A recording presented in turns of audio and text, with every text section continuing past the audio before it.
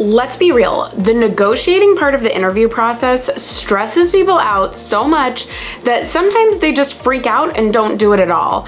And it is just a stressful thing. We want more money, but we're scared to ask for more money. And then it gets even more stressful when you're changing careers and you're wondering, well, what do I have to leverage? You know, this is my first time in this industry or with this completely different title.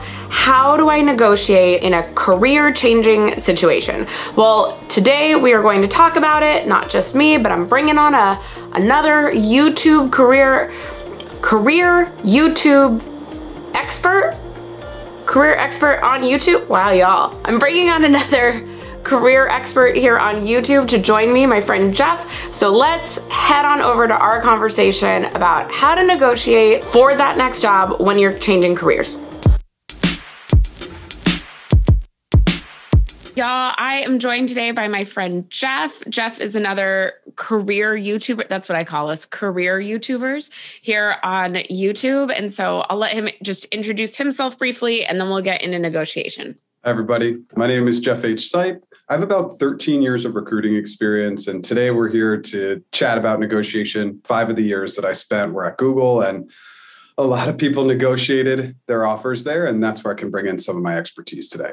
So first thing I want to talk about, because before we got on here, I was telling Jeff, like, hey, I've watched some of your negotiation videos. One thing you brought up in those that I think is really helpful is talking about attitude throughout the interview process, negotiation and interview. So how much does your attitude and likability affect your negotiating power? It's important, right? And that's probably a really simplified way of saying it's a critical facet. I don't know the actual percent that I would put on it, but in reality, just equate it to anything in life.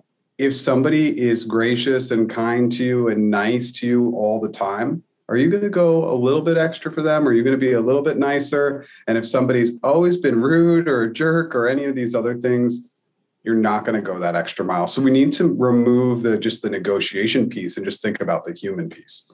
But I think sometimes when it comes to the interview process, people have a hard time figuring out, how do I but be likable, right? Because I think in a lot of people's heads, it's just, well, I'm following the steps. They asked me for this thing. I answered this thing. They sent me this email. I replied to this email. How are you likable throughout the process? Are there like some easy things you can do? It's a great question. There's really just 2 basic things you can do. It's just demonstrating gratitude throughout, thanking them for their effort, for their time, for their follow-up, whatever it may be. And then the second piece is actually the piece of gratitude is making their lives easier. So this is what I say. Sorry, this is what I say all the time is if you make their life easy, it's going to go smoother. But what does making their life easy look like to you? Yeah, so it's always providing your availability. Availability is huge, number one, but just any little basic item that's going to make their day easier. Availability, re-putting your email address and phone number into the email. If you send them a job, for example, we're getting a little off track here, but if you send them a job, send them the exact link with bullets for why you're a fit. Just always the context and additional information that takes you an extra few seconds will really play well in the long run. The way I say it is never make them work for anything.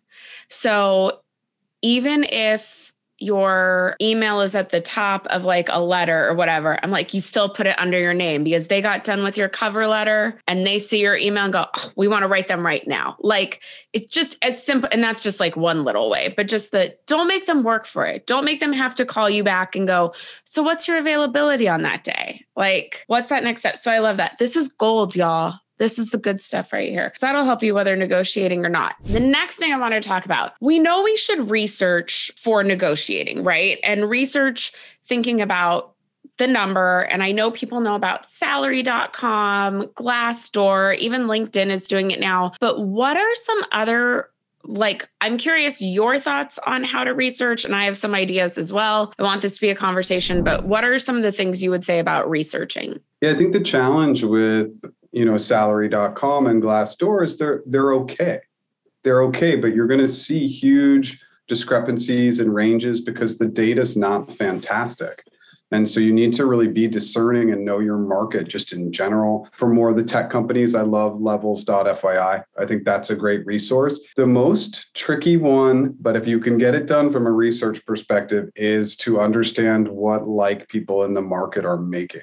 And so that actually goes back to networking a little bit. Not that everybody's going to honestly share, but if you come and you're proactive and you say, I can see you're in the industry, I'm thinking that this is a potential range for role. Does that seem reasonable?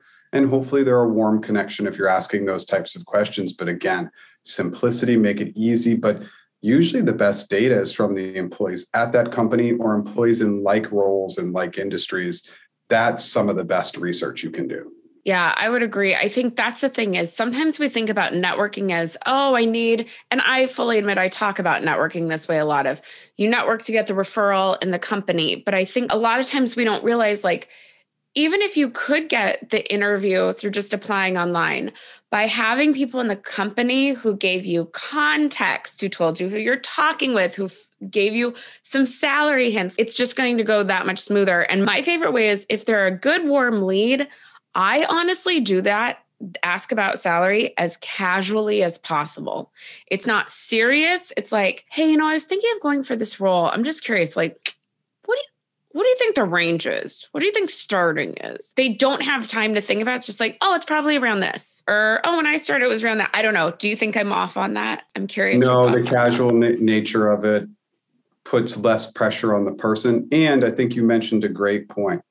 We don't go in and ask them what they think a number would be. We pose that number so they can say yes, no, less, more. That's spot on. So you introduce, again, as always, the data and see how they respond because they're more likely to respond with an actual number or range. Number. Yeah. Okay. So with that research, I think a lot of times we think about just finding the number, right?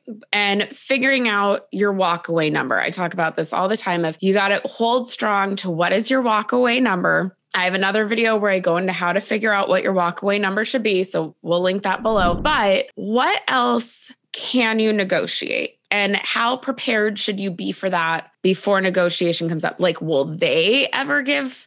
I'm curious your thoughts on, will they give up other things? Or do you need to come in knowing exactly what you want? Yeah. So, and I think that this is, it depends on who your relationship is with, right? Because if you're at a smaller company and the relationship's more hiring manager driven, then those questions become a little bit trickier. If they're more larger company recruiter driven, I think it's okay to say, in the past, have you seen flexibility for additional time off, tuition reimbursement, any additional items that matter to you? Because those items are negotiable. It just really depends on the size of the company. And then what are some other things? Like, to me, I think it depends on industry, but things that I've negotiated before were professional development or memberships. When I negotiated for my last job in higher education, I negotiated some salary, but I also negotiated like a couple $1,000 a year membership for an association that mattered. It's like, well, then that didn't come out of my pocket. What are some things that you think people could be negotiating that they miss? Yeah, well, I think that's really smart to have something upfront in mind to say that this would really help with my career development. I even think just going back with wearing my recruiter hat to say to the business owner, especially a small company, hey, pay for LinkedIn Recruiter. This is totally going to support your business. Hey, it's an amount of money you need to pay up front. So something as simplistic as that is good. I have seen a willingness in some smaller companies to really flex on vacation days or flex on remote work, which they're going to be much more open to now. And we could go into a whole long different video on how you can actually negotiate 100% remote work. But even that work from home on Fridays or setting your schedule, there are so many things, and you should try to negotiate all of them. As long as you're nice about it, they'll take it. They'll take it a lot better. Yeah. And I think too, you brought up it depends on the company size. This is again where I think networking can help of knowing what's big in that industry. So if you're here because you saw the title is about career changers, if you're changing industries, the way you negotiated and what you negotiated in your last industry can be completely different than in the new industry. And so certain companies have pay bands that they're not going to go above. There's going to be, like we talked about before, stock options, or it'll be much more common in one industry to negotiate sign-on bonuses or percentages for down the road. And in another, it's a totally different set of things to negotiate. And that's another thing that like I would be talking to those warm connections about of, I was thinking of negotiating about this. Is that even a thing here, or do they do it different? Like sometimes I think the ignorance part can pay off in a trusting relation, like in a trusting relationship you've already built. Okay, so sticking with the career changer topic, and I know this is going to vary industry by industry, but in your experience, I'm sure you've seen people like change industries into tech companies, change out of. You know, we talk a lot about, we hire people who are excited to be there. That really does go far. So how much can enthusiasm play, and how much can knowledge from other experiences play into it? Because I think a lot of times career changers feel like I just have to take what they offer me because I have no leverage. I have nothing in this, you know, oh, I don't come with 5-10 years of industry knowledge. What can they leverage from their past per se? There's two really important pieces here, right?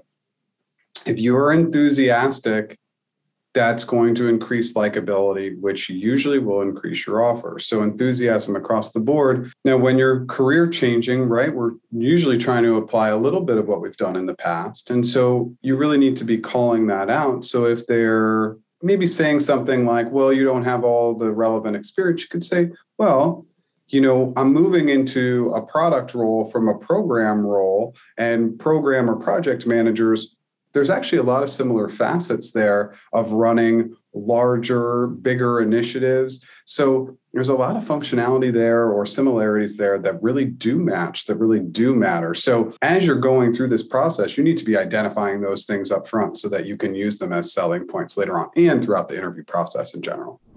And then what are just some of your tips for the negotiation itself? There's a few items that I really get fixated on. One is I really don't, if you can, don't present any numbers till they want to hire you. When they want to hire you, the higher numbers become a little less scary for them because they are already invested in you. They're already seeing you in the role. So that's a big one. Obviously, we've mentioned the other one of being really gracious and really kind. I can tell you in my time at Google, especially 95% of candidates negotiated. And the ones that were nice, I was willing to work harder for. That's not a surprise. And the biggest one for me, and this is where all the data and science backs it up, is you need to anchor high. So if you think, for example, you want to earn 100K, go in at 150K. It seems like a huge number. And you do need to be careful if it's a very small startup who's been very clear about their salary bands and expectations. But setting the anchor high, all the data and science says our brains get 100% attached to that information and we cannot break away. So if you're not anchoring high, that becomes not only the data point that they focus in on the first negotiation, but the second negotiation. So you know the job pays 100K, you ask for 150, they come back at 110 and you say, look, that's still pretty disappointing, but if you can come meet me in the middle at 130, I'd accept. When really you were just targeting 100 anyway. So setting the anchor high. Yes. Yeah. No, I love that. It's very fun. I mean, I had a very small version of that in a past negotiation where I went higher and the number they came back with was just a little bit over it, but it was still over what my real number was. And let me just say, it's fun. Like, it's so fun when they come back with that number and you're like, that's more than what I wanted. Okay. And you still go, I need to think about it. No. It depends. From there, you take it where you want on that. But that how to push harder on that is a conversation for a whole other day. I think those are great places to start. And I love that anchoring high. I think people get really scared of doing that. And like you said, there's a way to do it within reason for what the type of company is and the information they already gave you.